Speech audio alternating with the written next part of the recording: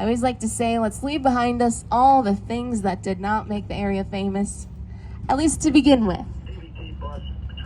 What I'm talking about are those water parks, t-shirt shops, upside-down houses, golf courses. Those are all great additions to the area, but they are newer additions. Those started popping up here in the 60s, while we've been giving river tours since 1857. So I'd like to take you back in time a little bit, share with you what originally brought people to the area, the beauty of the river and the rocks.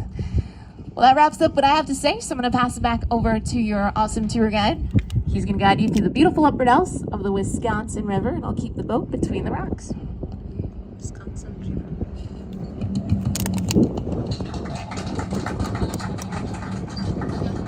Well, thank you, Renita. We are now coming up onto our first points of interest now straight in front of the boat. If you take a look straight in front of the boat, you're going to see two rocky cliffs that jut in on either side of us here.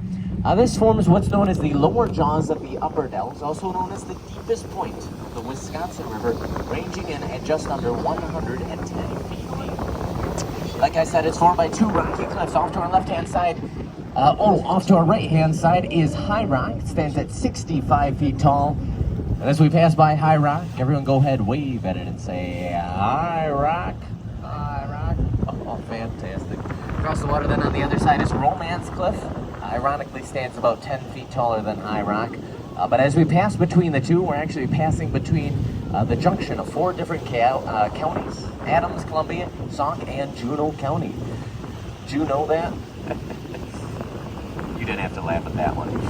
That's okay. Off to our right-hand side now, you'll notice a rock formation that kind of looks like a chimney. This is chimney rock. Kind of resembles the old stick and mortar chimneys in the early times of the pioneers. We eroded away from the water, wind, but the majority of it, frost and ice, gives it that beautiful shape that you see there today. A lot of the rock formations we're going to be seeing today are eroded away in the exact same way. But as we do pass by Chimney Rock, I want you to take a look straight in front of the boat. You might notice what looks like a bare rock face, standing about 50 feet tall. That bare rock face, well, it actually kind of looks like a face. I guess I'm standing right in front of you now. That's known as Black Hawk's profile. Now, Black Hawk was a leader of the Fox and Sauk tribe in the area. I'll tell you a lot about him in a second. But you can see his profile there. Off to our right-hand side now. The protrusion coming out from the left, that is his nose. Below his nose, a slit that is his mouth. Above his nose, a slit that is his eyes, with the trees making up a Native American headdress.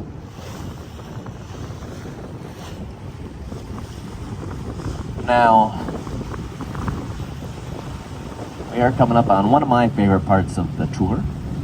It's kind of like a phenomenon of the Wisconsin River in this area. We're not quite there yet, so I'll give it a second. Okay, coming into it now. Take a look out the right-hand side of the boat. Take a look out the right-hand side of the boat. I want you to notice what color the water is. Then take a look up the left-hand side of the boat. I want you to notice what color that water is. One last look at the right-hand side, one last look at the left-hand side. You'll notice that they are the same color. Yeah. That's right. It's the same body of water after all. I saw a lot of people getting whiplash from how fast they were looking around there. But the reason why the Wisconsin River has this brownish hue comes from what's known as tannic acid. Tannic acid comes from tamarack tree swamps up north, flows down into the Wisconsin River. Gives us the beautiful brown color we see here today. Kind of sounds harmful, but it's actually completely safe. It's found in coffees, teas, soft drinks, as well as the bottle of Jack Daniels our pilot finished right before we left the dock. Everyone go ahead and wave to the Viking on our left-hand side. Look at them. They're having far less fun than we are. I feel bad for them almost.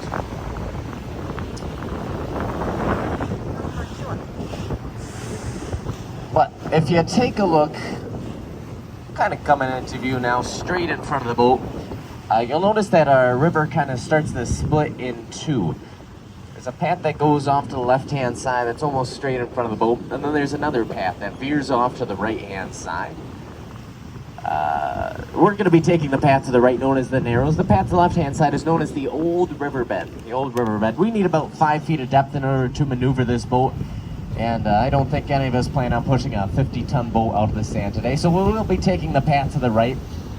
But in between these two paths, though, is the largest island on the Wisconsin River. This is known as Black Hawk's Island. You guys remember Black Hawk that I just told you about?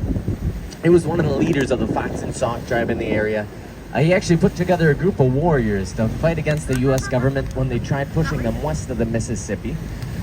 They were thought to have resided here on Blackhawks Island, hiding from not just the government, but from other tribes as well that were kind of paid to act as spies on Black Hawk. Later proved, however, they never really were here. They were up in Toma, Wisconsin, but we do still call it Blackhawks Island, a tribute to him and his tribe.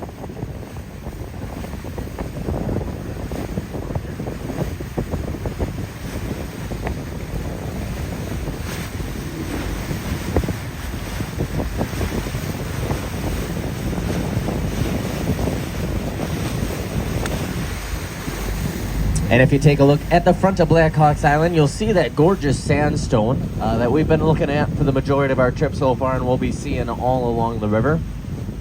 That sandstone is known as Potsdam or Cambrian sandstone. It's actually only found in 4 places out of the entire world. It's found in Potsdam, Germany, where it gets its name, Zurich, Switzerland, upstate New York, and I always forget where the 4th place is. Not Zurich. I'm sure I'll think of it eventually. But you can see the beautiful colors off to our left-hand side. Beautiful orange, reddish colors coming from different minerals in it. You actually might notice too, this is kind of cool. Looks like some of the trees are growing straight into it or even like parallel to the water. Those trees can burrow their roots about 40 to 50 feet deep into that rock.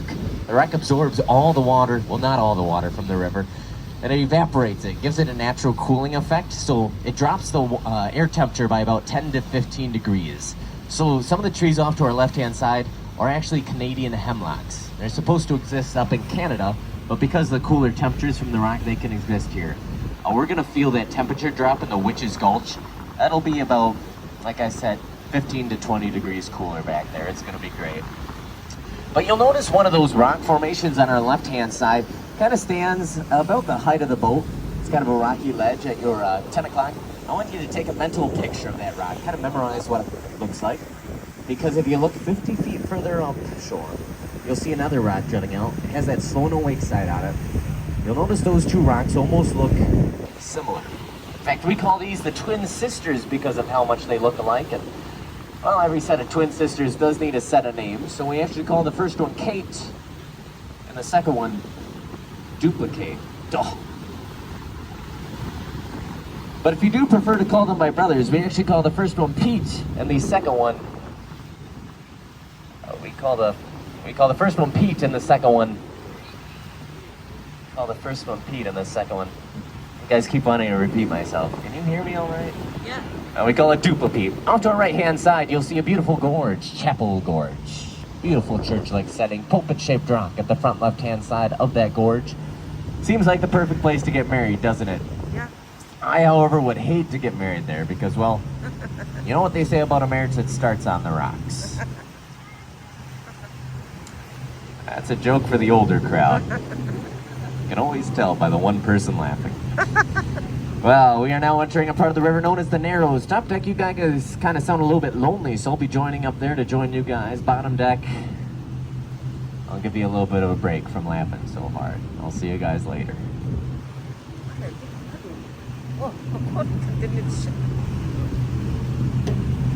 How's it going up here, top deck? Good. Fantastic. You're glad to see me, aren't you? Like I said, we are now entering a stretch of the water known as the Narrows. It gets its name because, well, it's incredibly narrow. It's actually twice as deep as it is wide here. This is the narrowest part of the Wisconsin River. And if we go back about 100, 150 years ago, Wisconsin was known for its lumber industry. So before all the cars, trains, railroads, men known as lumber rafters would take lumber and they tie it into rafts and ship them out on waterways just like the Wisconsin River. Because of how narrow this is, before they built the dam, this used to be whitewater rapids. And this was by far the most dangerous part of the water, especially what we're in now, known as the Devil's Elbow. Elbow. Man of many talents. But a lot of the lumber rafts would end up colliding with the shoreline to our right, losing a lot of those rafts and a lot of lives as well. So it made one of the first jobs out here, known as Standing River pilots that would help navigate through these waters. And one of the first ones was known by Leroy Gates, and he actually left us the first billboard on the Wisconsin River off to our left-hand side. Recommend taking your sunglasses off for this. Take a look on our left-hand side. You'll see a perfectly flat face of rock facing us. Look right below that dark stripe of rock, even with the top deck, and you might see an inscription in the rock there. It reads, Leroy Gates, Delves and River Pilot, from 1849 to 50. Cool. Like I said, Leroy Gates either left us the first billboard out here on the Wisconsin River or the first site of vandalism, not quite sure. But either way, he started what he called to be the Devil's Boat Tours. It's a little bit similar to what you're riding on today, but you give him 2 quarters and he will give you 2